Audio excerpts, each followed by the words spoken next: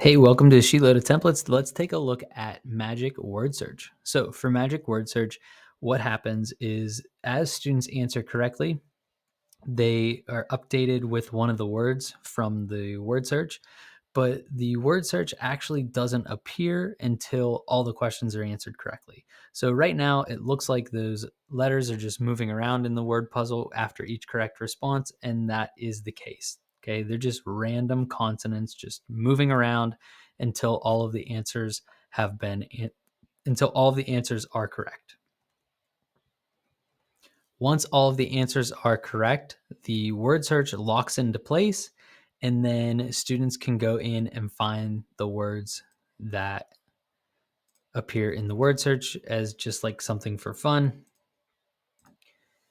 If you are going to require the students to do the word search, then I would recommend deleting this feature.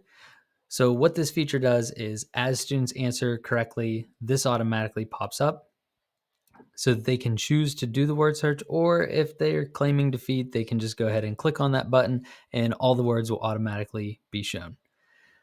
So what I tell my students is that I keep that there because the word search is just supposed to be something fun, and some students run out of class time and they just want to know where that last word or couple words are that they couldn't find, so I put in this feature. But as the classroom teacher, you need to decide whether that's a feature that you'd like to include or not.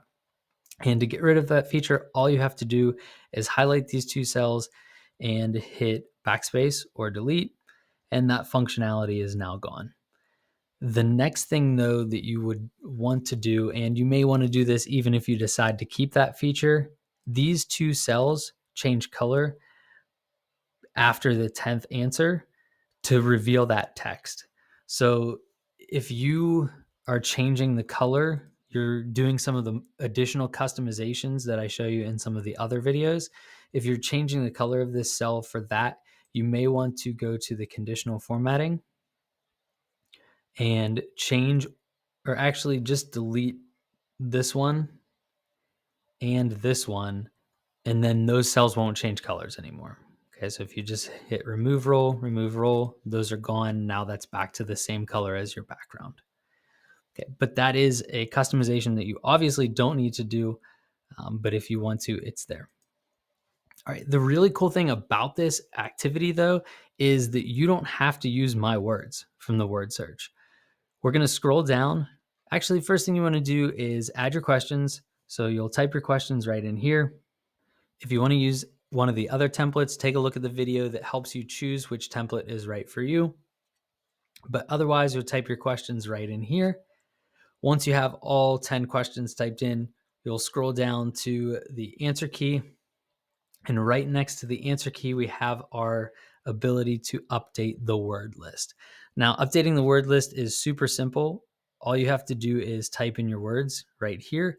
They'll automatically generate into the word search when students answer the final question correctly. So, for example, let's just say we're going to do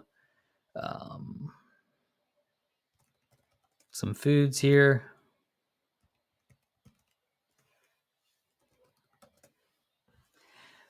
And the only restriction is you have to stay under the number that's in this cell.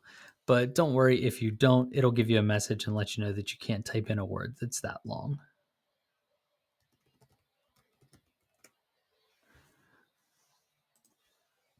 Once you've updated your list of words, next you'll update your answer key.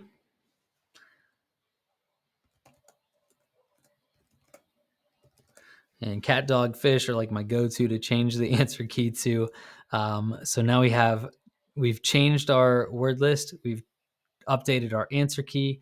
You can click this right now, but let's just go and check real quick to make sure our activity is functioning how we'd like it to.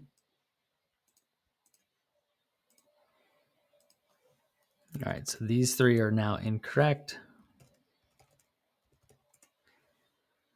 And now instead of the other words, we're seeing apples, banana, and pizza.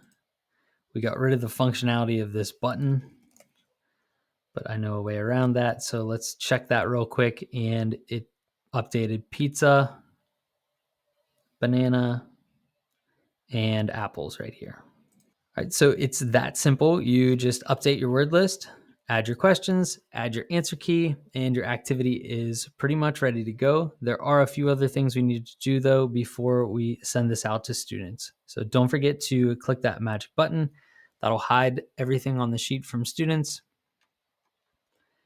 Next, find a location where you decide, hey, I'm going to chop it off here. So around 35, they don't need any cells lower than that, or higher than that rather.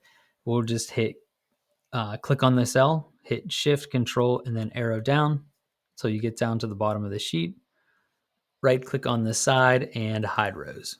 Next thing you'll want to do is be sure to delete the answers from your student answer section. If you want to add another option for differentiation, you can copy and paste your content into one of these other templates.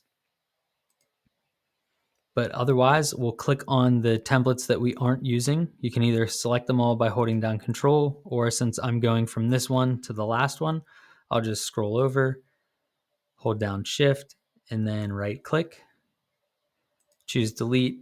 It will let me know it's going to delete 9 sheets. We want to do that, so go ahead and click OK. And now you have your activity that's ready to go out to students. If you don't have a learning management system like Google Classroom or somewhere that will allow you to force a copy for each student, you can create your own forced copy by going to Share, head down to Restricted, change that to anyone with the link. This option doesn't matter. Choose Copy Link. And then you can create a forced link for students by changing the word edit in the URL to the word copy. All right. I hope you enjoy this activity. My students really like this one. When they're done with all their content related questions and they're working on the word search, what mine usually do is they'll just highlight the words and then they'll use the fill tool to show what words they've found in different colors and highlight them.